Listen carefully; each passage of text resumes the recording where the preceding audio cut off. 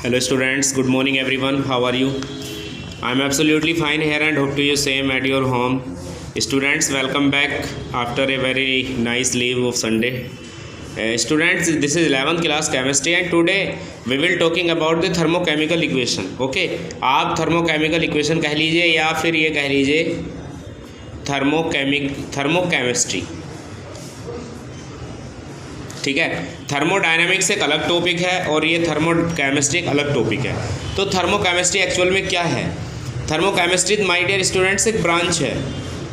ठीक है, thermochemistry is a branch of chemistry which deals with the study of different changes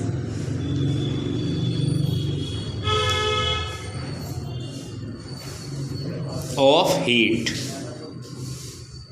in chemical equations. ठीक है, तो thermochemistry क्या है? Thermochemistry is a branch which deals with the study of different changes of heat during the chemical reaction.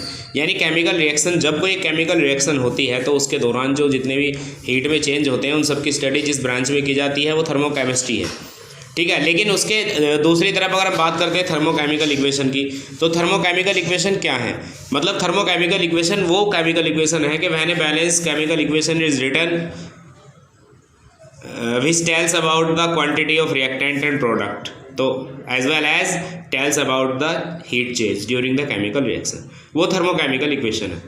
A thermochemical equation may be defined as an equation which gives the information about the balanced reactant and product, but as well as gives information about the heat changes during the chemical reaction. यानी एक thermochemical equation वो एक chemical equation है जो हमें information देती है किसी भी रिएक्टेंट और प्रोडक्ट की क्वांटिटी के साथ साथ उसमें प्रोड्यूस होने वाली हीट या उसमें चेंज होने वाली हीट के बारे में.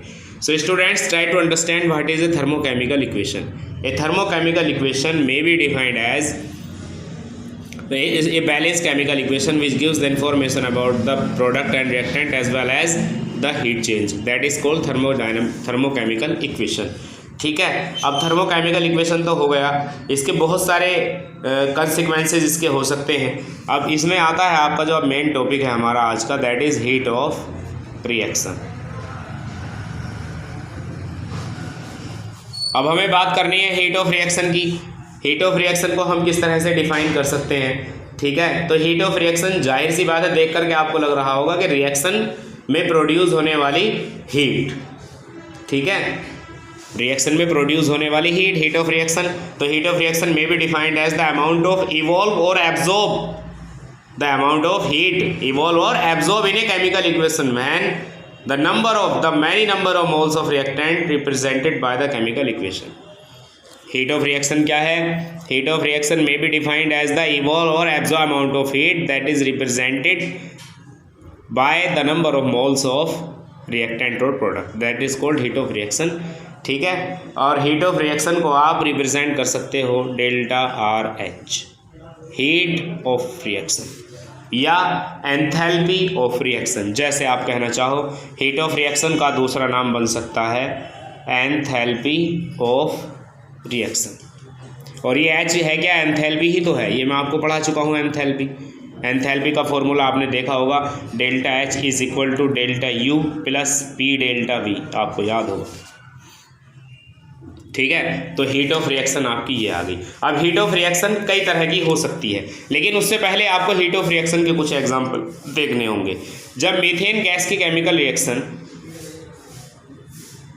ऑक्सीजन से कराई जाती है तो कार्बन डाइऑक्साइड बनता है और वाटर बनता है. ठीक है, और इसके साथ साथ जो है आपको कुछ एंथैल्पी भी यहाँ पर मिल जाती है, कुछ हीट भी आपको यहाँ पर मिल जाती है.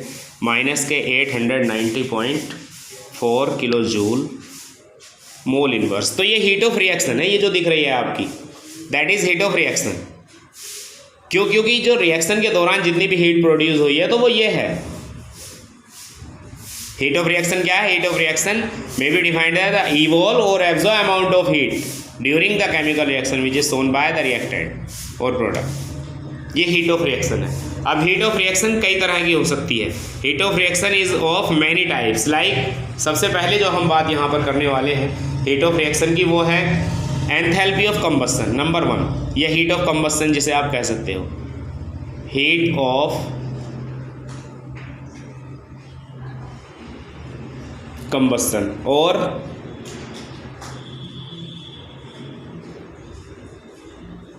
enthalpy of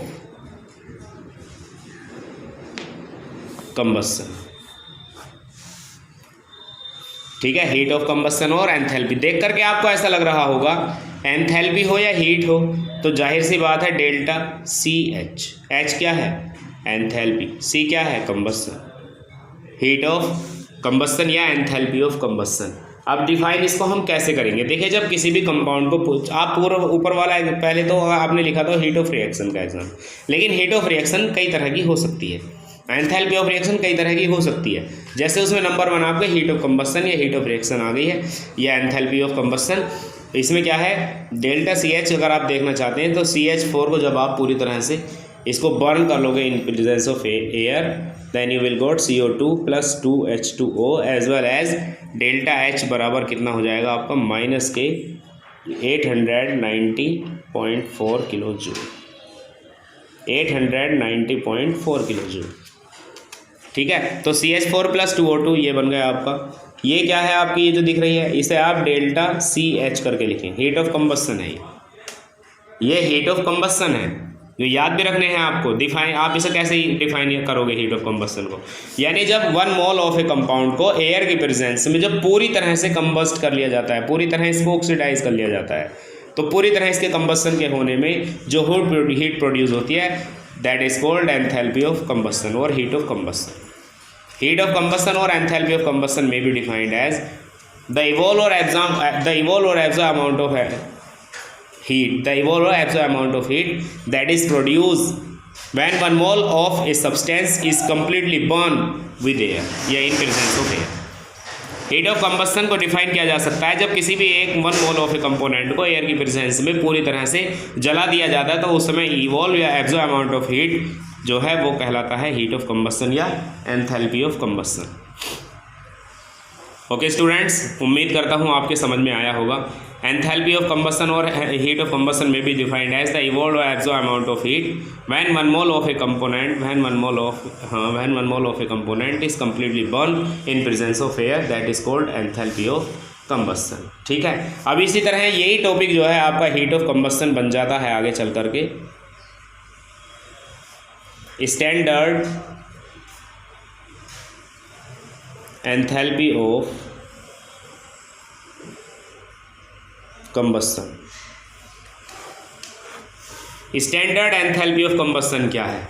standard enthalpy of combustion बस यह है कि स्टैंडर्ड टेम्परेचर और प्रेशर पर ये रिएक्शन करा ली जाए। It is may be defined standard enthalpy of combustion may be defined as the evolve or absorb amount of heat when 1 mole of a substance when 1 mole of a component is completely burned in presence of air at the standard temperature and standard pressure, यानी 25 degree Celsius temperature and 1 bar pressure. वो अब आपकी जो है standard enthalpy of combustion बन जाएगी। Example, अच्छा इसको रिप्रेजेंट कैसे किया जाता है? Standard enthalpy of combustion is represented by delta CH0, delta CH0 that is standard enthalpy of combustion. Example के तौर पर जब C4H10 की केमिकल रिएक्शन 13/2 O2 के प्रेजेंस में हुई है तो बनता है आपका 4CO2, ठीक है, और +5H2O। जब आप इसको देखोगे ना डेल्टा CH0 कितना है that is -2658 kilo joule. Standard enthalpy of combustion may be defined as the evolve or absorb amount of heat when 1 mole of a component is completely burned in presence of air at the standard conditions like temperature and pressure, that is called standard enthalpy of combustion। अभी आगे और भी बहुत सारे एंथैल्पीज़ हैं, उनके बारे में हम बात करेंगे अपने नेक्स्ट पीरियड में। Okay students, thank you and have a nice day. Good morning everyone.